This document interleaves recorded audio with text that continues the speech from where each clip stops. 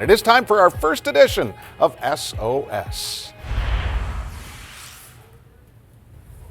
We have sent out the signal. She has responded, and she is here like she is every Friday with us on Sabres Live. Now Shayna Goldman from The Athletic is with us on game night. Shayna, you are at the very least an expert on the Devils. Buffalo gets Vitek Vanacek on this night.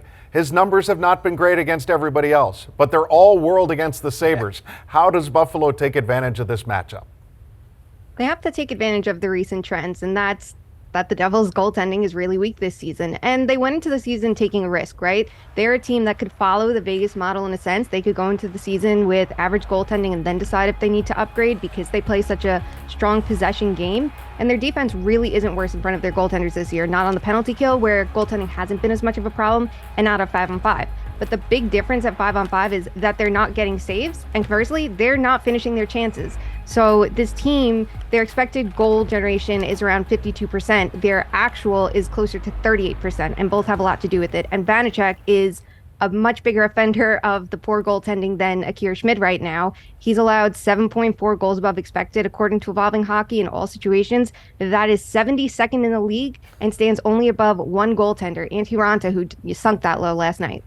Yeah, we'll talk about Antti Raanta in Carolina in just a little bit. But Jack Hughes missed 5, then he returns with a goal and an assist. Then the last 2 games, 0. How do you keep Jack Hughes off the score sheet if you're the Sabres?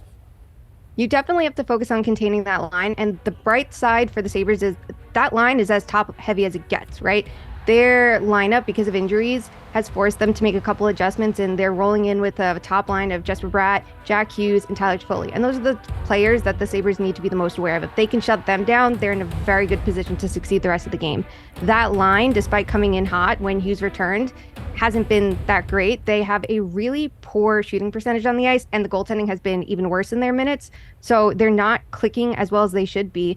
But it's just about taking away time and space from Jack Hughes as quickly as possible, because if he has the puck on his stick, he can fly up the ice better than most. He is one of the best skaters in transition, and even though they've obviously had some weaknesses this year, we see a big difference in the lineup when he's there for New Jersey versus when he isn't.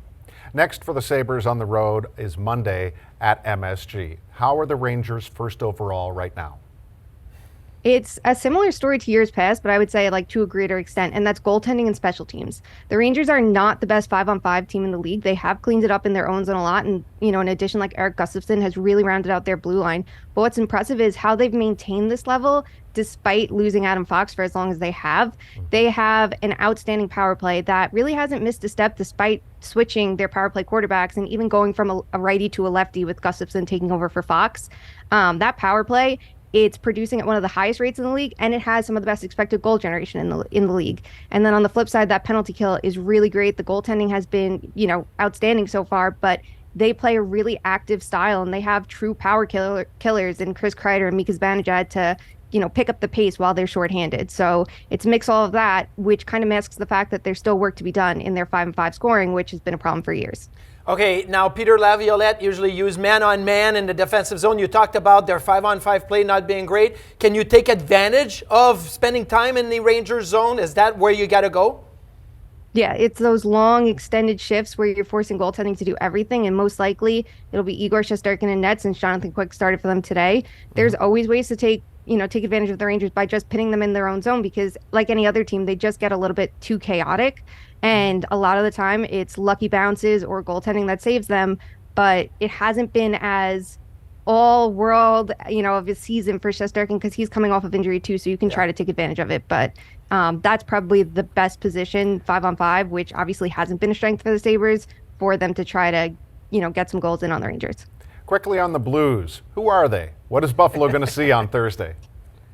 Well, if they see the Blues take any power plays, they're probably in their best position possible, because the power play has been one of the biggest areas of weakness for the Blues. It actually takes momentum away from them because they're so poor on the advantage. So, you look at some of the games that they won, the game against Colorado that they surprised, and same with Tampa Bay. They didn't have power play, so it didn't take the wind out of them like it could have. This is a team that struggled defensively. They're worse defensively than they were last season. And up until a couple days ago, they had the goaltending to back up the fact that their defense was worse. And now that's starting to slip as well, which is kind of inevitable unless you have, the greatest goalies in the league, which they don't. So this is a team that is poor offensively at even strength and even worse on the power play. But they have weaknesses everywhere. Is Carolina just a case of bad goaltending right now, quickly?